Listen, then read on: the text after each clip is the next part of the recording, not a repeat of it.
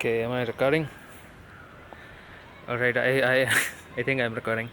So guys, I'm at the terrace right now. It's quite sunny, but again, it was a bit noisy downstairs, so that's the reason why I came upstairs. And I'm also testing out this wind muff that I got for my Sony RX100. That's my other reason for being up in the terrace. I want to know how efficiently these would function. Yeah.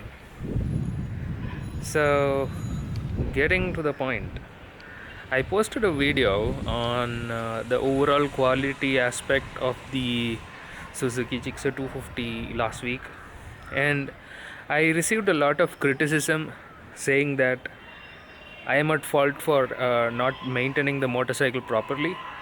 So, I have a couple of things that I want to say, and in this video, it's going to be about that, right?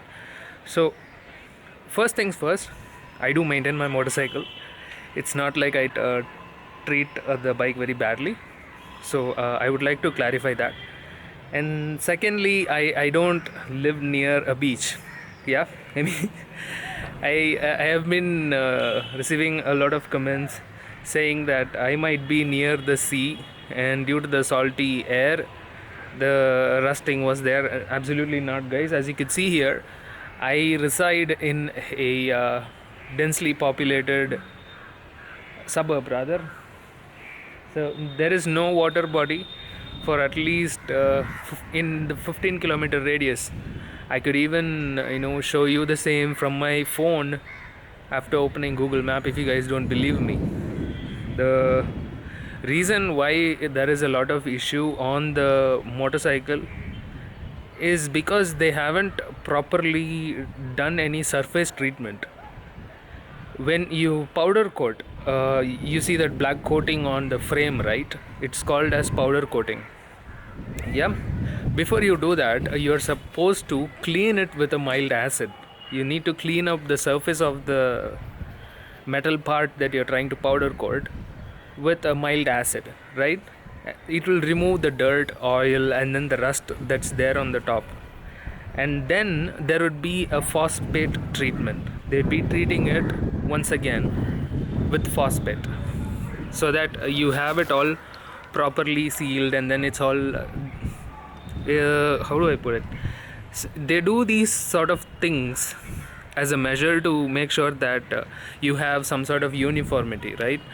And once that is done, only after that they would basically go ahead and then make sure that they coat it with the powder coating thing, right? They usually spray a powder and then they put it in a oven, and then the powder melts and then it coats the objects. So that's how the powder coating works. If by any chance they missed any of these pre checks, right, where you check for dirt, oil, or rust, and if it is not properly cleaned, then these things would occur, right? It's basically because of the sort of quality that was put into the work quality, right? If they have done such a shitty job in that, these things would show up at a later point of time. Even if you properly powder coat it, the powder would chip off. That's what's happening in my motorcycle. It's due to the poor pre-check. The powder coating is falling off. And it's not just that, guys. The nuts, the metal parts, if certain composition is high or low, they're all alloys, right? And if the quality is low, they would deteriorate faster. That's what's happening. They are deteriorating faster because of the quality. They're not good. As I already mentioned, I also have a Himalayan which I could compare side by side, and both of them were purchased at the same time in the beginning of this 2020, right? So I seriously don't understand how I could be held responsible for not maintaining the motorcycle when the other motorcycle which receives the same treatment is able to survive, or it could stay without rusts, but not the Suzuki. you need to trust me, guys. I am doing my best to keep the bike as clean as I could.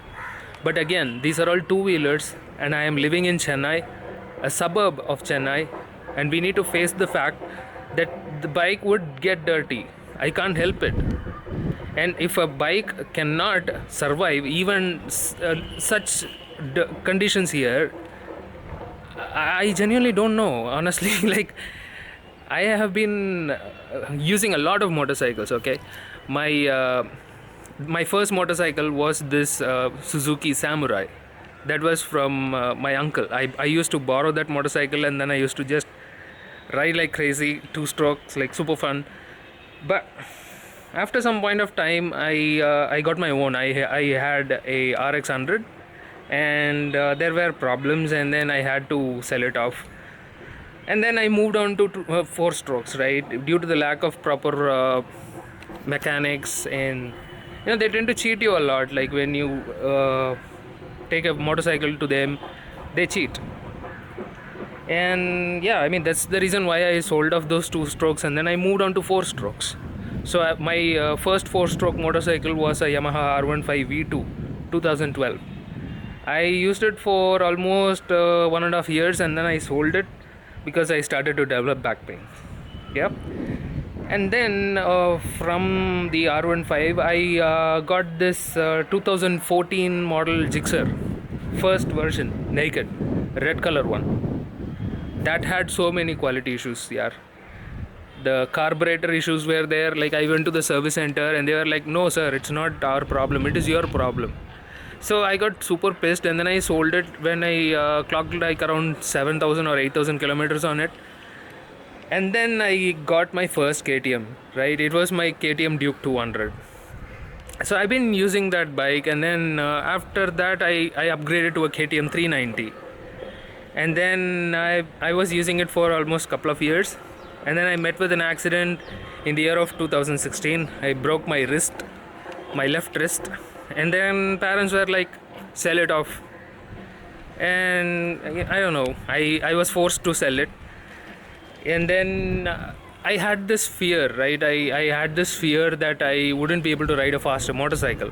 So I went ahead, and then I got another KTM to start from scratch. And then I also owned SF155. I sold that across. And then I got another KTM 200. It's crazy, guys. I mean, all these years I've been jumping between KTMs and Suzukis and Yamahas.